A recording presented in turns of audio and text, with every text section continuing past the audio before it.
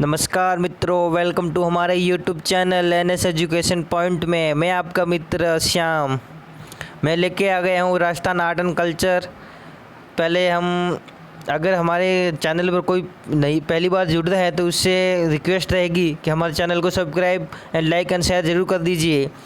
हमारे कोचिंग या हमारा चैनल रीट सेकंड ग्रेड पटवार पुलिस राजस्थान के ऑल कंपटीशन एग्ज़ाम की तैयारी वो भी फ्री यूट्यूब चैनल के द्वारा करवाई जाती हैं।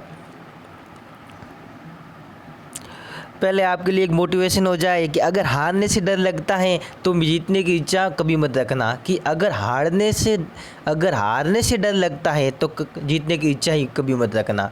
मतलब पहले ये सोच लोगे कि मैं मेरे से ये नहीं होगा, तो फिर जीतने की इच्छा रखने से क्या फ़ायदा। आप पहले ही मन के अंदर हार का मन बना चुके हो तो जीत ही नहीं पाओगे। मन के अंदर आप ठान लो कि जीत है तो आपकी जीत हमेशा 100% होगी और आपको सफलता अवश्य मिलेगी। और आप हमारा चैनल इंस्टाग्राम, व्हाट्सएप और फेसबुक, यूट्यूब चैनल पर मिल सकता है, सारी जगह ये अवेलेबल रहेगा। और अगर कोई साथी हमारे चैनल पर नया जुड़ रहा है तो हमारे चैनल को सब्सक्राइब लाइक ज़रूर कर दीजिए जल्दी से जल्दी। फिर हमारा टॉपिक शुरू करते हैं। आज हम पढ़ेंगे राजस्थान के महल और हवेलियों के बारे में। किसके बारे में पढ़ेंगे? राजस्थान के महल और हवेलियों के बारे में, पैलेस एंड हवेलीज़। शुरू करते हैं आज का हमारा topic. Rajasthan art and culture के अंतर्गत आने वाला राजस्थान के महल और हवेलियाँ। शुरू करते हैं जल्दी से जल्दी अपने साथियों को जोड़े और हमारी इस चैनल को शेयर जल्दी से जल्दी कर दीजिए जिससे हमारे और भी साथी इस क्लास में जुड़ सके जल्दी से जल्दी। आज का हमारा टॉपिक रहेगा राजस्थान की हवेली और महल। तो पहली रहेगी हमारी सुनहरी कोठी। क्या रहेगी? सुनहरी कोठी। क्या है हमारी पहली? सुनहरी कोठी। क्या है? ये रही हमारे सुनहरी कोठी। इसे इंग्लिश में बोलते हैं गोल्डन मैंशन। क्या बोलते हैं? Golden mention. ये स्थित कहाँ है? टोंक जिले के अंदर ये पड़ती है। कहाँ पड़ती है? टोंक जिले के अंदर ये पड़ती है सुनहरी कोठी। इसका निर्माण 1824 में कब करवाया गया था? 1824 ईस्वी में। कब करवाया? 1824 ईस्वी में करवाया गया था। ईस्वी अमीर खां पिंडारी द्वारा कराया गया था। इसका निर्माण 1824 ईस्वी में अमीर खां पिंडारी द्वारा करवाया गया था। इस शीश महल के मान भी जानी जाती है। ये 2 मंजिला कोठी है। ये सुनहरी कोठी है। कितनी मंजिल की है? 2 मंजिल की है। इसकी दूसरी मंजिल का निर्माण इब्राहिम अली खान ने करवाया था। इसकी दूसरी मंजिल का निर्माण इब्राहिम अली खान ने करवाया था। किसने करवाया था? इब्राहिम अली खान ने करवाया था। इस कोठी पर स्वर्ण की नक्काशी का कार्य भी इब्राहिम खान द्वारा करवाया गया है। यह सुनहरी कोठी है ना, इस कोठी पर स्वर्ण नक्काशी का कार्य भी इब्राहिम खान द्वारा करवाया गया है। तब से इस सुनहरी कोठी कहा जाने लगा। जब से इब्राहिम खान द्वारा इस स्वर्ण नक्काशी का कार्य करवाया गया तब से इसे किस नाम से जाने लगा? तो इसे सुनहरी कोठी के नाम से जाने लगा। अंत सुनहरी कोठी का निर्माण इब्राहिम खान को ही मानते हैं। अतः इस सारे को मैटर को पढ़ने के बाद ये हमें मालूम पड़ता है कि इब्राहिम खान इसके निर्माता है। कौन है? इब्राहिम खान। साथ में नोट्स भी बनाते जाना। अपने साथ एक कॉपी लेके बैठना जिससे जो इम्पोर्टेंट टॉपिक रहेगा वो अपने कॉपी में नोट करते जाना, फिर इम्पोर्टेंट नोट्स बनाते जाना। शुरू करते हैं हमारा अगली टॉपिक। अब है जल महल। क्या रहेगा हमारा? जल महल। ये जल महल कहाँ पड़ता है? यह है जल महल। इसे इंग्लिश में कहते हैं द आइसलैंड पैलेस। क्या कहता है इंग्लिश में? The island palace. ये स्थित है कहाँ? जयपुर आमेर मार्ग पर। ये स्थित है जयपुर जिले के अंदर आमेर मार्ग पर। जल महल महासागर झील में स्थित है। सवाई जय सिंह ने जयपुर की जलापूर्ति हेतु गर्भावती नदी के पानी को रोककर इसका निर्माण करवाया था। क्या करवाया था? इसका निर्माण करवाया था। कि जल महल महासागर झील में स्थित है। कहाँ स्थित है? कि महासागर झील के अंदर। क्या ये स्थित है? क्या है? ठीक है।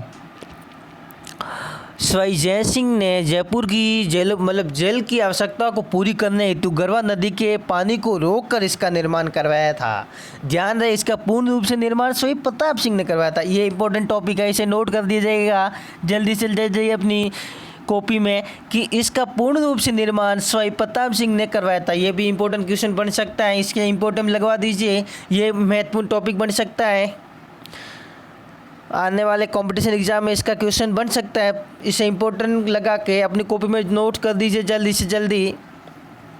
हमारा अगला मंदिर रहेगा जग मंदिर। क्या रहेगा? जग मंदिर के बारे में पढ़ेंगे हम,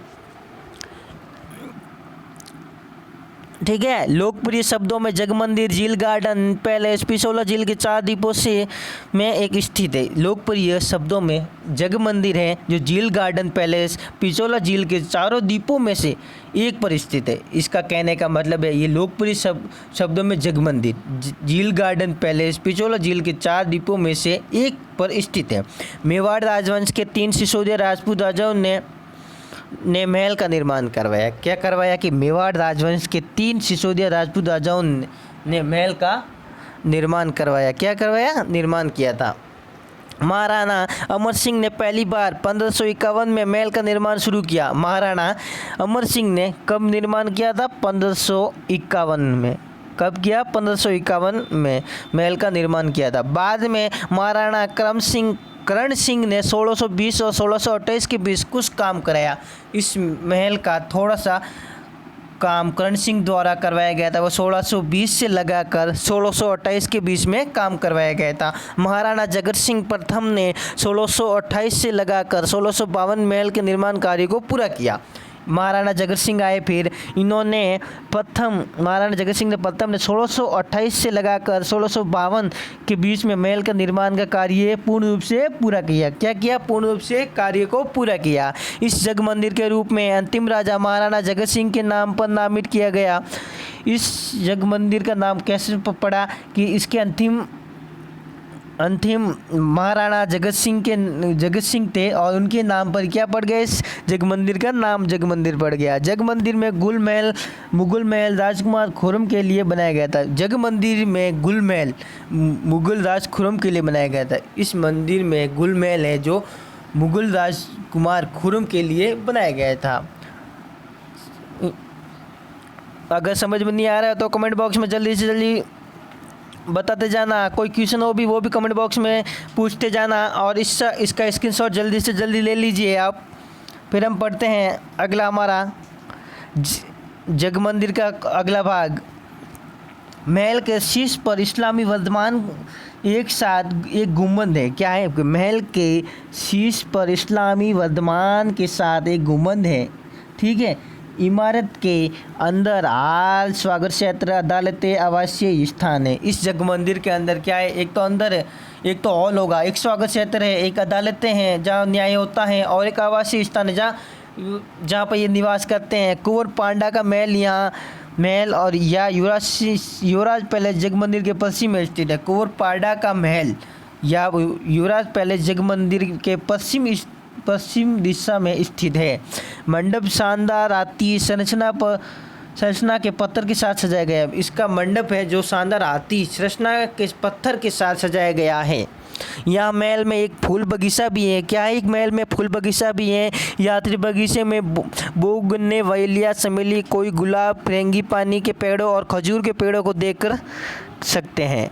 इस महल के अंदर एक फूल बगीचा भी है। यात्री बगीचे में बोगनवेलिया, चमेली, कई गुलाब फूल, फ्रेंगी पानी के पेड़ों और खजूर के पेड़ों को देख सकते हैं। ये हमारा था जग मंदिर। अब हम अगला पढ़ते हैं, जल्दी से आप स्क्रीनशॉट ले लीजिए। अब हमारा रहेगा जगनिवास। क्या है? जगनिवास। जगनिवास महल का निर्माण महाराणा जगत सिंह ने करवाया। किसने करवाया? महाराणा जगत सिंह ने 1746 ईस्वी में करवाया। कब करवाया था? 1746 ईस्वी में करवाया था, ठीक है। महाराणा उदय सिंह ने इसकी मरम्मत करवाई। देखो, महाराणा जगत सिंह ने तो इसका निर्माण करवाया और महाराणा उदय सिंह ने इसकी मरम्मत करवाई। वर्तमान में ये होटल लेक पैलेस संचालित है। वर्तमान समय में इस जगनिवास में होटल लेक पैलेस संचालित हो रही है। ये याद रखना, वर्तमान में क्या हो रही है, लेक पैलेस होटल क्या हो रही है, संचालित हो रही है जगनिवास महल के अंदर। जल्दी से स्क्रीनशॉट ले लीजिए आप। और अगला रहे, अब हम पढ़ेंगे जैसलमेर की हवेलियों के बारे में। किसके बारे में? जैसलमेर की हवेलियों के बारे में। हमारी पहली हवेली रहेगी पटवों की हवेली। किसकी हवेली रहेगी? पटवों की हवेली। हम पटवों की हवेली के बारे में पढ़ना प्रारंभ करते हैं।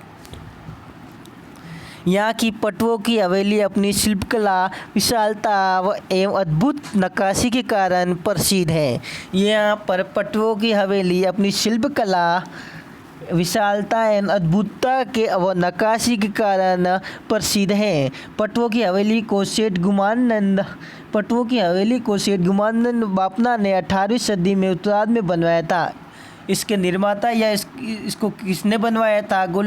सेठ गुमानंद बापना ने 18वीं सदी में उत्तरार्ध में बनाया था। जैसलमेर की सबसे बड़ी ये 5 मंजिला हवेली शहर के मध्य स्थित है। मतलब जैसलमेर की सबसे बड़ी हवेली है और ये 5 मंजिल की है और ये जैसलमेर शहर के एकदम बीचों बीच या मध्य स्थित है।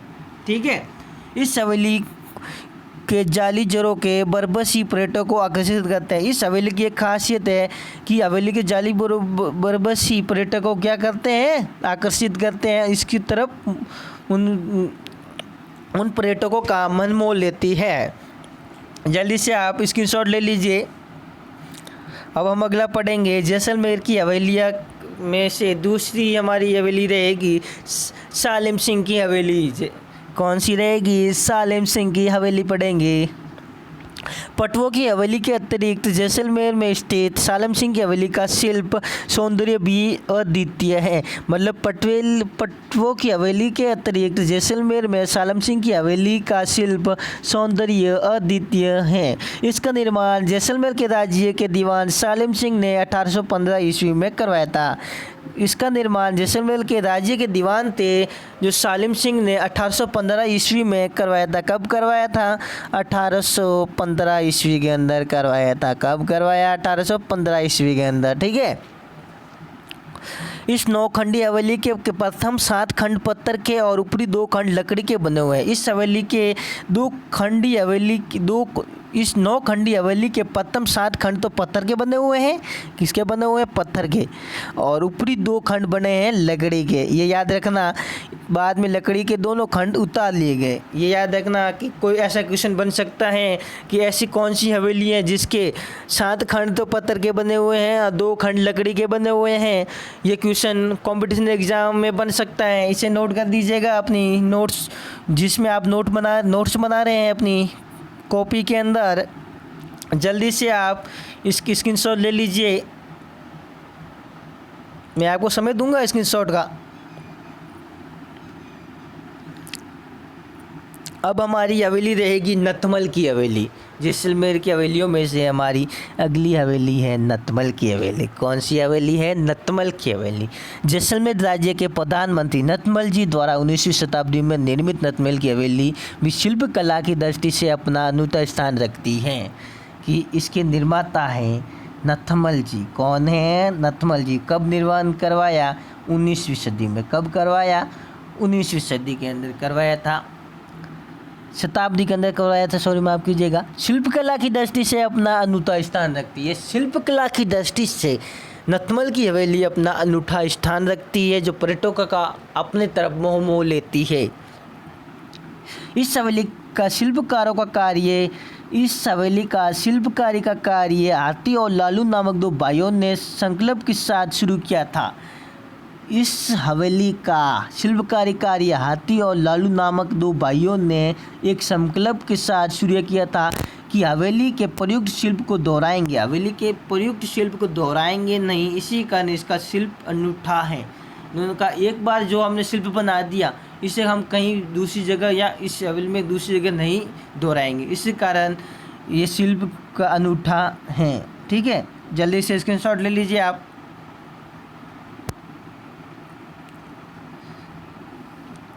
और हम अगला पढ़ेंगे शेखावटी की हवेलियों के बारे में। हम पढ़ना प्रारंभ करते हैं। जैसे सीकर, झुंझुनू, वो शेखावटी क्षेत्र है, उन वहाँ की हवेलियों के बारे में पढ़ना प्रारंभ करते हैं।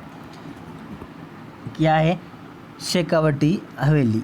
हम शेखावटी हवेलियों के बारे में पढ़ते हैं। एक मिनट, हाँ, हम शेखावटी का, ये अपने भित्ति चित्रों के लिए विख्यात है। शेखावटी की हवेलियाँ हैं अपने भित्ति चित्र, यानी दीवारों पर चित्र बने हुए हैं, उनके लिए क्या है, विख्यात हैं। शेखावटी की हवेलियाँ स्वर्ण नगरी के रूप में विख्यात है। शेखावटी हवेलियों को स्वर्ण नगरी के नाम से भी जाना जाता है। किस नाम से जाना जाता है? जाना जाता है, स्वर्ण नगरी के नाम से जाना जाता है। अब हमारी पहली हवेली रहेगी नवलगढ़ हवेली। ये कहाँ पड़ती है? झुंझुनू के अंदर। कहाँ पड़ती है? झुंझुनू के अंदर।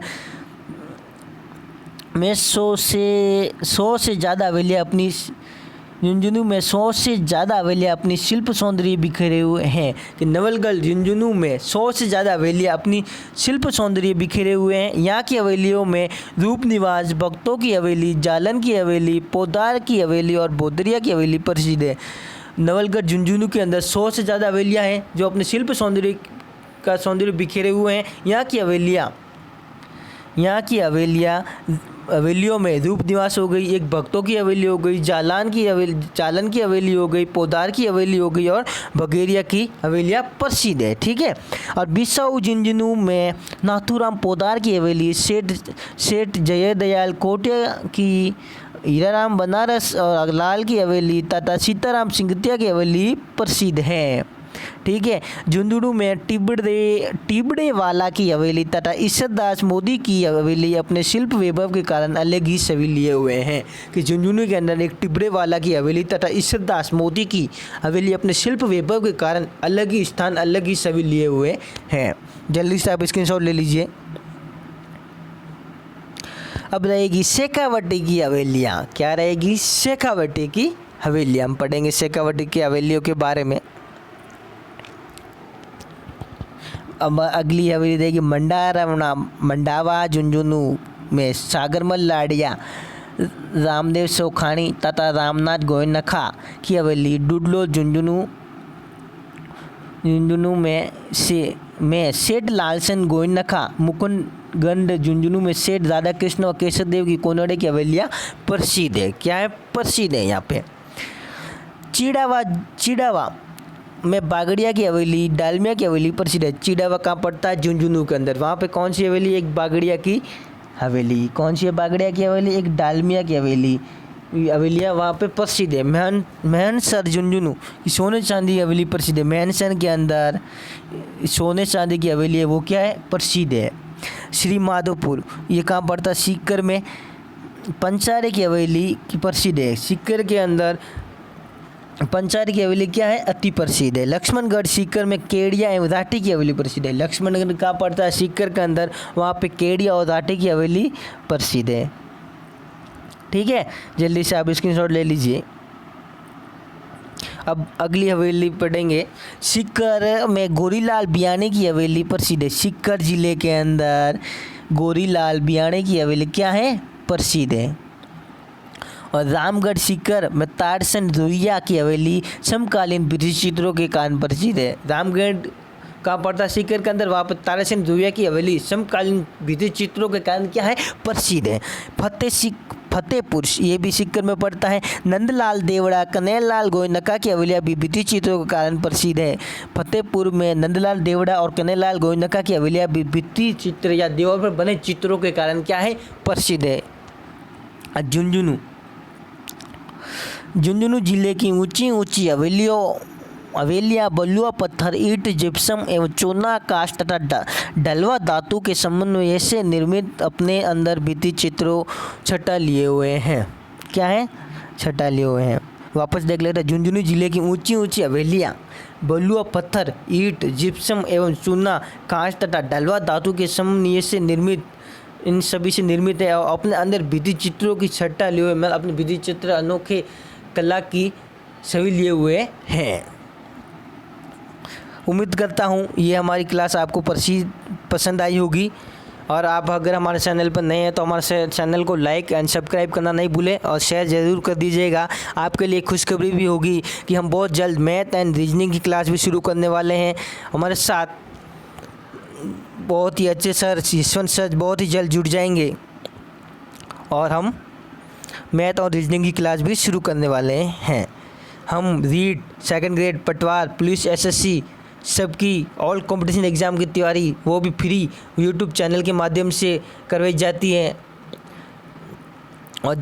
और हमारे यूट्यूब चैनल को शेयर और सब्सक्राइब करना नहीं भूलें। जय हिंद, जय भारत। मिलते हैं अगली क्लास के अंदर। बाय।